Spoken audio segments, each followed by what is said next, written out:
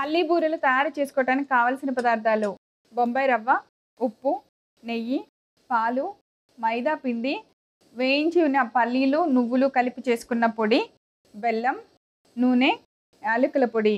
పల్లి బూరెలు తయారు చేసుకునే విధానం: ముందుగా స్టవ్ వెలిగించి పాన్ పెట్టి అందులో 1 కప్పు పాలకి 2 కప్పుల నీళ్లు పోసి బాగా మరగనివ్వాలి. దానిలో కొద్దిగా ఉప్పు, నెయ్యి కూడా వేసి మరిగించాలి.